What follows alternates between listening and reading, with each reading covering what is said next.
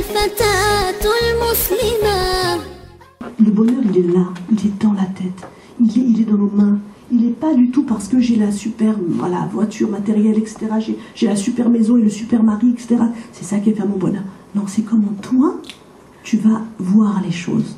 Et quand je parlais d'engagement, le bonheur, il appelle ça l'engagement, l'expérience optimale. Et il s'est rendu compte que les gens qui étaient vraiment dans l'engagement, qui étaient très heureux, c'est ceux qui étaient engagés dans quelque chose. Et subhanallah, ça rejoint notre religion. Quand ils nous disent effectivement, notre religion c'est une religion d'action. On n'est pas passif. Mais en même temps on est dans l'action, on fait les choses et puis après mais en même temps on fait la chose et ça c'est fondamental. Et il s'est rendu compte à travers toutes les contrées du monde que ce qu'il appelle lui l'expérience optimale, c'est-à-dire le moment où on est le plus heureux, les meilleurs moments de la vie, contrairement à ce que l'on pense, ce genre d'expérience n'arrive pas lorsque la personne est passive ou au repos, jamais. Ces grands moments surviennent quand le corps et l'esprit sont utilisés jusqu'à leur limite dans un effort volontaire en vue de réaliser quelque chose de difficile et d'important pour nous. On s'est donné un objectif. Je me donne un objectif et je me donne les moyens d'arriver. C'est comme ça qu'on a la motivation. Vous savez, dans la vie, quand on n'a pas d'objectif, on n'a aucune motivation. On ne se donne pas les moyens d'arriver nulle part. La vie, c'est d'avoir un objectif. Et notre religion, comme c'est la plus belle des religions, c'est quoi notre objectif premier ? Allah Azza wa Jalla nous a créé, il sait de quoi on a besoin d'un objectif. Notre objectif c'est quoi les sœurs? D'atteindre le Firdaus, Inch'Allah. Parce qu'encore une fois, il faut être dans la perfection, il faut demander l'excellence. C'est le Firdaus, Inch'Allah,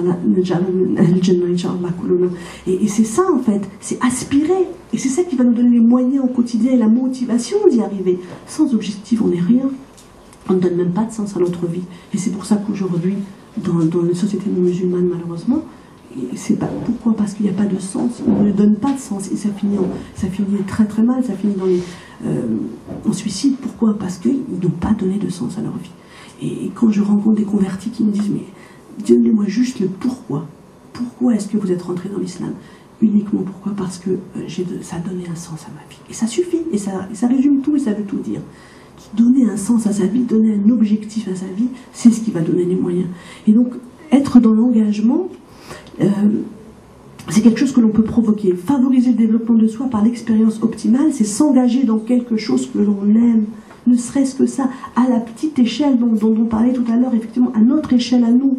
Et moi, je voudrais pouvoir, au niveau du quartier, faire quelque chose, au niveau de la propreté du bâtiment, au niveau de l'école de mes enfants, faire quelque chose, mais qui me motive. Et c'est ça, c'est là qu'on trouve le bonheur. C'est pas ailleurs, subhanallah. On s'en rend pas compte, mais c'est par cet engagement-là, parce que je me suis engagée corps et âme, c'est comme ça que je trouverai le bonheur au quotidien. Et ça a été, subhanallah, validé, cette expérience scientifique à travers le monde entier. Et je pourrais vous donner des références. Mais pour vous dire à quel point on pense effectivement qu'on sera heureux un jour. Et puis beaucoup de sœurs me disent, quand je déménagerai, je suis persuadée que je serai heureuse. Quand mon mari, quand il ira un petit peu mieux avec moi, je sais. Mais en attendant, tu fais quoi, ma sœur, pour arriver à ça? Et on n'est pas dans l'action, on est dans la passivité. Et on ne se rend pas compte qu'on perd un temps fou. Parce que même le waqt, on ne s'en rend pas compte. Et cela nécessite avant tout quoi? Le contrôle du contenu de sa conscience. Et on revient à l'introspection. Je contrôle ma conscience, la maîtrise de sa vie intérieure.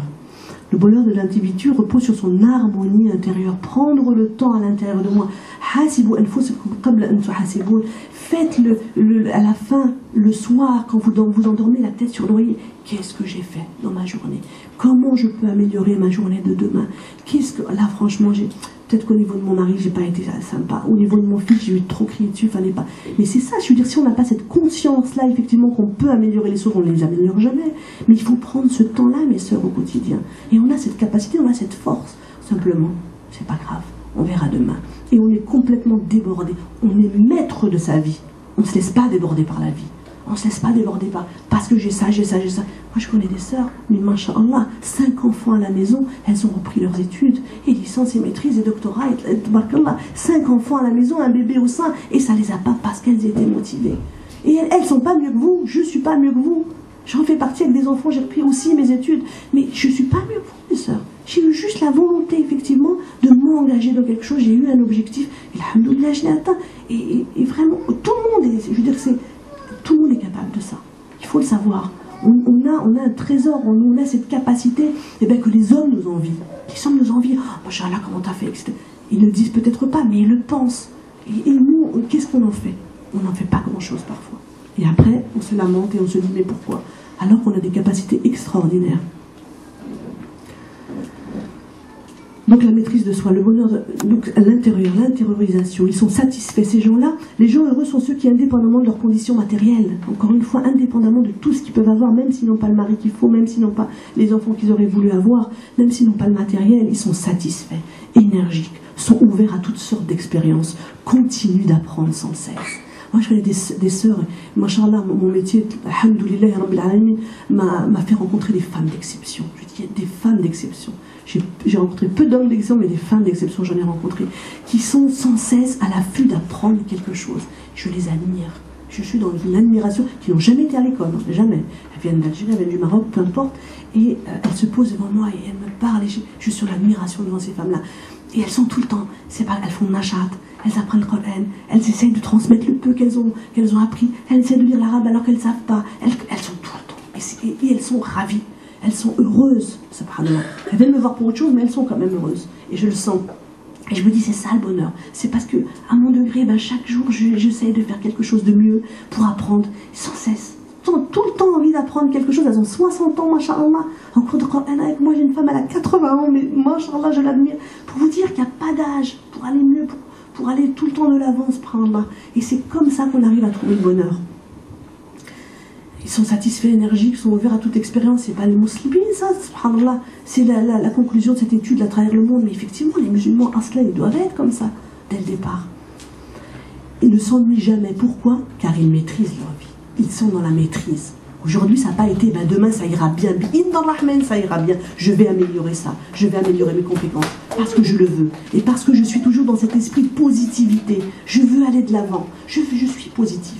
Positivez vos vies, billah alaykoum ya ikhwati fillah. Il y a des sœurs qui se lèvent le matin à dire, mais oh là là, comment je vais faire encore la journée avec 4 enfants? Il pleut, j'ai pas de voiture, je dois aller au supermarché, lui il travaille, lui il travaille. Et on se rend pas compte. Déjà, subhanallah, rien qu'en parlant, rien qu'en racontant toutes ces choses négatives, comment tu penses que tu vas passer ta journée, ma sœur? Le plus horrible qui soit, effectivement. Mais si je me lève, je me dis, non, il fait pas beau, Ma'alish, derrière le soleil, il est là. Je sais que le nuage, il cache le soleil, Ma'alish, il est là. Et toujours positiver sa vie au quotidien, mais par des paroles. Parce que l'effet et l'impact des paroles, allez voir juste la mémoire de l'eau, et Mato sur Internet, subhanallah, ce grand scientifique qui a prouvé qu'effectivement que l'eau et notre corps est constitué de 70% d'eau. Donc subhanallah, le fait de penser positivement, de parler positivement, l'effet que ça peut avoir sur le corps humain, la ilaha illa ant. Et on ne se rend pas compte, et on est toujours dans la négation toute la journée. Ensuite on déprime et on se demande pourquoi, et quand on va chercher, il n'y a pas vraiment de raison.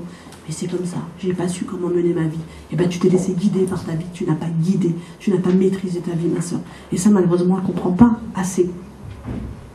On est l'artisan de son bonheur, ne l'oubliez jamais. Et je vais attaquer la dernière, alhamdoulilah, 20 minutes. Et le spirituel dans tout cela. Parce que bien entendu, on est fait de spirituel, et sans spiritualité, je pense que... Et c'est ça qui fait notre force. J'ai travaillé longtemps, mes sœurs, dans le sud de la France, notamment avec les non-musulmans. Ils avaient tout, masha'Allah. Ils avaient tout le bonheur, tout l'argent qu'ils voulaient, etc. Et ils venaient en consultation avec leurs adolescents qui allaient très, très, très, très mal. Et ils n'avaient pas quoi? Ils n'avaient pas l'essentiel. Billah alaykoum, mes sœurs. Vous avez, nous avons, ou alhamdoulilah, c'est pour ça que je dis soyez dans la reconnaissance. On a l'essentiel, on a notre foi. Et vous ne pouvez pas vous imaginer entre les gens qui sont des musulmans avec qui j'ai travaillé et les gens musulmans, vous vous rendez pas compte. C'est ce que je dis, mais vous vous rendez pas compte, mes sœurs, mes frères, à quel point vous avez la chance d'avoir cette foi. Que d'autres n'ont pas. Ils sont dans cette recherche désespérée. Et même avec leur argent, ils ne peuvent pas l'acheter. Vous avez la foi. Mais avec ça, vous pouvez gravir des montagnes. Vous pouvez aller loin, rien que par des dhikr, rien que par des pensées positives. Mais allez de l'avant. Sachez que vous avez un trésor. Les gens, ils ont un trésor, ils ne le savent pas. Je vois les convertis qui arrivent, ils sont là en train d'essayer de déchiffrer l'arabe, et ils le font, ils ont cette volonté-là. Alors que nous, on a l'arabe, on parle l'arabe, alhamdoulilah, on lit l'arabe. On en fait quoi? On n'est même pas le Coran Karim. Alors je dis, sûr que tu sais pas lire en arabe, lis-le en français, fais la niya, mais avance, fais les choses, subhanallah, et tu es capable, parce que tu as l'essentiel, tu as la foi. Tu en fais quoi de ta foi?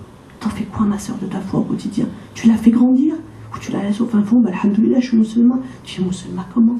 Au quotidien? C'est juste un titre pour toi, c'est quoi? On a un outil extraordinaire extraordinaire. Je le dis, moi je dis c'est le plus merveilleux des antidépresseurs. Je fais souvent une conférence sur La Tahzan. La Tahzan, c'est un livre de Aïd al-Qarni que je conseille, je l'ai là, à toutes les sœurs. Je dis c'est après le Coran al-Karim, c'est le deuxième antidépresseur au monde, le plus grand. Mais masha'Allah, Aïd al-Qarni qui est un grand cheikh d'Arabie Saoudite, qui passe à Iqra encore le samedi, et qui a écrit en arabe, et donc ça a été traduit, La Tahzan, mais un pur joyau. Il faut lire ce bouquin-là. Subhanallah. On se dit, mais alhamdoulilah qu'on soit musulman quand on lit ça. C'est extraordinaire. Pareil, il a écrit aussi un livre qui est extraordinaire aussi, c'est As'ad Mar'a fil Alam, c'est la femme la plus merveilleuse au monde. Lisez ces livres, ils sont traduits en français. Et là, on se rend compte, on se dit, masha'Allah, la chance qu'on a. Et on s'en rend pas compte, c'est ça le souci. On s'en rend pas compte qu'on a cette chance-là. Il y a une étude scientifique, moi je suis très étude scientifique, j'aime énormément comparer notre dîn, subhanallah, et les joyaux qu'on a, et qui sont depuis 1400 ans, et qui ne sont révélés au grand jour que maintenant. Donc je suis très à l'affût, moi, des dernières études scientifiques, et je suis tombée sur une il n'y a pas longtemps, masha'Allah. Une étude scientifique États-Unis, date 2010, on s'est rendu compte, aux États-Unis, hein, c'est le pays où il y a le plus de dépression, il y a le plus d'utilisation d'antidépresseurs, notamment Prozac, etc. Donc il y a eu un scientifique qui a fait une expérience pour comment traiter la dépression sans les médicaments. Il a essayé quelque chose. Et devinez ce qu'il a trouvé. Subhanallah. Qui marche, masha'Allah. Pareil, je peux vous trouver aussi les références, masha'Allah.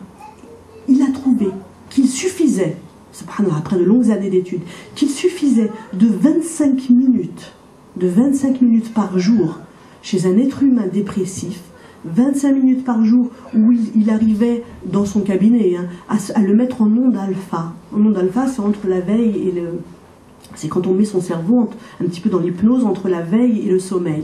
Et vraiment, où il se réconcilie, cet être humain, avec lui-même, où il oublie un petit peu tout ce qui se passe à l'extérieur. Et il est vraiment dans l'introspection à ce moment-là. Et 25 minutes par jour, il n'a pas dit 30, hein, il n'a pas dit plus, il n'a pas dit moins, il a dit 25 minutes par jour. Effectivement, donc ils les mettent un petit peu en transe pendant ce temps-là. Ça guérissait sans Prozac, sans antidépresseurs, ça guérissait plus de 80% des dépressions. Allahu Akbar. Est-ce que ça vous dit quelque chose? 5 par 5, ça fait 5 minutes x 5. Il y a 1400 ans, on a eu cette prescription divine. Et bien en 2009, et bien masha'Allah, on a tout. On a cette chance-là d'avoir effectivement un digne antidépressif. Pourquoi on est tant dans la dépression? Pourquoi on est si mal, mes sœurs? Parce qu'on ne se rend pas compte du joyau qu'on a entre les mains.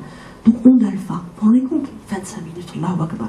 Dans les centres de rééducation fonctionnelle que j'ai pu visiter, vous savez, quand il y a eu des grands accidentés de la route, etc. Vous savez, la position, effectivement, il l'appelle la position mahométante.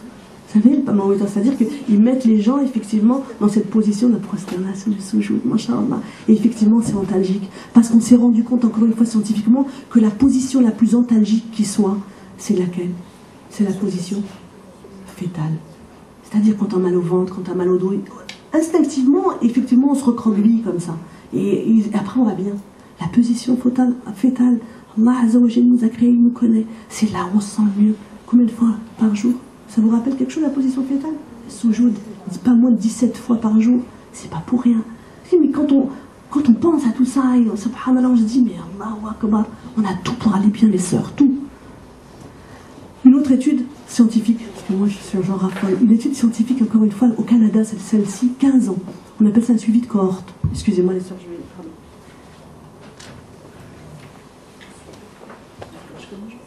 Oui, c'est dur. Et donc une autre, ça vraiment, il faut que je vous en parle, c'est merveilleux. Une étude scientifique, pareil, 15 ans, ils ont suivi des jeunes gens de 5e, donc niveau 5e chez nous, pendant 15 ans. Pour savoir quoi? Eh bien, quel est l'enfant, donc l'homme en devenir, qui va être le plus heureux, encore une fois, sur le bonheur, le plus heureux dans sa vie. Donc après l'insertion professionnelle, est-ce que c'est la CSP, hein, la catégorie socio-professionnelle qui va jouer ou pas? Qui d'entre eux vont être le plus heureux ou pas? Donc un vrai suivi. Et ils se sont rendus compte, tout simplement, que ce n'était pas du tout, mais pas du tout le quotient intellectuel qui était en jeu dans le bonheur, mais c'était plutôt le quotient émotionnel. Qu'est-ce que le quotient émotionnel? Le quotient émotionnel, avoir un grand quotient émotionnel, c'est avoir la capacité de gérer ses émotions. De gérer ses émotions, de détecter l'émotion qui est en face de la personne qui est en face, qui va pas bien, oh là là, l'autre il va pas bien, il est en train de sauter les plombs, moi j'apaise, j'essaie de calmer, moi je vais pas bien, j'écoute ma douleur qui monte et ça va pas. Donc je conscientise et j'intellectualise ce qui se passe à l'intérieur de mon corps. Et dans n'importe quel développement personnel, donc tout ce qu'on voit, le coaching, etc., c'est ça. C'est d'abord intellectualiser l'émotion pour que ce soit la raison qui gouverne l'émotion et non pas l'émotion qui gouverne la raison. D'accord? Et c'est comme ça, effectivement, qu'après, ça va mieux. Donc avoir un bon quotient émotionnel, c'est celui qui sait, tu sais te gérer, tu arrives à gérer tes émotions, tu arrives à gérer ta colère, et tu arrives à désamorcer la colère de celui qui est en face de toi. Peu importe qui, ton enfant, ton époux, peu importe qui. C'est celui qui a cette capacité-là qui est très heureux dans sa vie et qui, masha'Allah. Donc c'est pas parce qu'il est médecin ou parce qu'il est architecte ou peu importe qu'il est heureux, c'est uniquement ça. Est-ce que ça vous rappelle quelque chose? Il y a 1400 ans encore, Rasulillah alayhi salatu salam, quand un homme est venu le voir, il lui a dit, Ya Rasulillah alayhi salatu salam, est-ce que tu peux me donner un conseil? J'ai besoin d'un conseil pour aller mieux dans ma vie, dans mon dîn. Qu'est-ce que tu peux me donner comme conseil? Ça vous rappelle pas ce hadith, mais ça? L'être, il lui a pas dit fasalli fasoum fad'i. Il aurait pu lui dire ça, il a dit la taghdab. D'accord, ya Rasulillah, donne-moi un deuxième conseil. La taghdab. Troisième conseil, la taghdab. Subhanallah, vous vous rendez compte? Ça veut dire gère tes émotions, mais maîtrise ta colère, tu seras heureux. 1400 ans après, effectivement, il a fallu 15 ans d'études pour en arriver à la même chose, maîtrise ta colère. Oui, subhanallah, c'est chaud, tu te dis, mais là, encore une fois, j'ai un joyau entre les mains et je ne sais pas comment faire avec. Et voilà, c'est difficile. Et je le vis plus comme un poids que comme autre chose. Eh ben non, Bela el Akhawat, vous avez tout pour aller mieux, pour aller bien. L'épreuve, chère sœur, chasse que l'épreuve. Comment faire face à l'épreuve? Ça, c'est le gros souci. On ne sait pas comment faire face à l'épreuve. Sache que l'épreuve, c'est en fait un grand bien. Parce qu'elle détient une sagesse. L'important quand on a une épreuve, c'est de se dire, mais qu'est-ce qu'Allah Azza wa Jalla, en m'envoyant cette épreuve-là, a voulu me dire? Il y a toujours une sagesse derrière l'épreuve. Et encore une fois, on en revient au sens, ma sœur. Tant que tu n'as pas compris le sens de ce qui t'arrivait, eh ben, tu ne comprendras pas, et ben Allah ne va pas te lever cette épreuve et tu seras toujours dans l'épreuve parce que tu ne seras pas dans la reconnaissance, tu ne seras pas dans le sens à donner de cette épreuve-là et tu seras complètement enseveli par cette épreuve. Mais non, Allah t'a donné afkar, il t'a dit afala tabsiroun, afala ta'qiloun, c'est-à-dire tout le temps l'exhortation à toujours utiliser sa conscience, toujours utiliser son intelligence. Je t'ai donné des choses, tu vois pas, tu comprends pas. Sois clairvoyant, subhanallah. Si je t'ai donné cette épreuve-là, c'est peut-être pour comprendre quelque chose derrière. Et tant que tu ne l'as pas compris, elle restera. Et puis tu seras enseveli. Donc, encore une fois, sois dans l'action et avance. Et dis-toi, mais qu'est-ce qui m'arrive? D'abord, soyez certaine, effectivement. Ça, je crois que c'est important. C'est une dimension importante que savoir que quand on est éprouvé, c'est parce qu'on est aimé d'Allah Azza wa Jal. Allah n'éprouve que ceux qu'il aime. Et c'est vrai. Donc déjà, regardez la force que ça nous donne, déjà. Par là, je suis éprouvé. Attendez, Sahaba, quand ils n'étaient pas éprouvés, ils pleuraient, ils se disaient qu'il se passe quoi? Allah m'a oublié. Je veux dire, faut pas oublier cette dimension-là. Donc quand on est éprouvé, au lieu d'être complètement enseveli, bah, alhamdoulilah, c'est qu'Allah d'accord, c'est qu'Allah il m'a fait, il a pensé à moi, c'est pour ça qu'il m'éprouve. Mais maintenant, qu'est-ce qu'il veut me dire à travers cette épreuve? Donc toujours la conscientisation, l'intellectualisation de ce qui se passe. Et c'est comme ça qu'on va pouvoir amoindrir l'émotion. L'émotion de la dépression, l'émotion qui va nous aveugler plus qu'autre chose. J'ai intellectualisé. Il m'arrive quoi? Pourquoi j'en suis là? Il m'arrivait moi-même une épreuve terrible il y a quelques temps. J'étais paralysée, subhanallah, complètement, alhamdoulilah. Et je me suis posé cette question, mais il m'arrive quoi? Et le jour où je devais faire une conférence à Reims, subhanallah, et ben j'ai hospitalisé, paralysé. Alhamdoulilah, c'était une hernie discale. Et je me suis dit, mais c'est pas... Pourquoi? Et quand j'ai compris qu'effectivement, il fallait que je revoie et mon alimentation, et mon mode de vie, et puis d'arrêter de courir à travers partout comme ça pour faire des conférences, là j'ai compris. Et alhamdoulilah, j'en fais beaucoup moins et je vais beaucoup mieux. Mais parce qu'il fallait que je comprenne ça. Donc effectivement, il faut comprendre. Je dis jamais que c'est de votre faute, c'est pas ce que je suis en train de dire. Je dis que c'est qu'il y a quelque chose, il y a un message derrière, d'accord, qu'il faut détecter. Le pourquoi. Mon mari veut se remarier, attends, il se passe quoi là? Ben, je me pose des questions, est-ce que je suis à la hauteur en tant que femme? Qui parle une autre femme, ça veut dire quoi? Voilà, ma belle-mère m'adresse plus la parole, il se passe pourquoi? Je suis toujours, on est à l'affût du pourquoi. Et c'est comme ça, Inch'Allah. On me dit 5 minutes. Là, oui. Alors. Oui, le but de l'épreuve, c'est de développer la reconnaissance envers le Très-Haut. C'est ça, shukr lillah. Croyez-moi, chère sœur, lorsque vous vivez pour Allah, aucune épreuve n'a raison de vous, à condition d'effectuer ce travail de reconnaissance et de patience. Inna Allah ma'a sabirin. Et Dieu dit, wa bashir sabirin.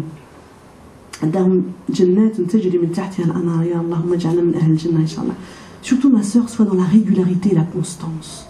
C'est réellement ce qui paye dans la vie, dans tout. Que ce soit dans le sport, que ce soit dans le régime que j'entame, que ce soit dans les études que je veux faire, que ce soit dans être une bonne maman selon moi.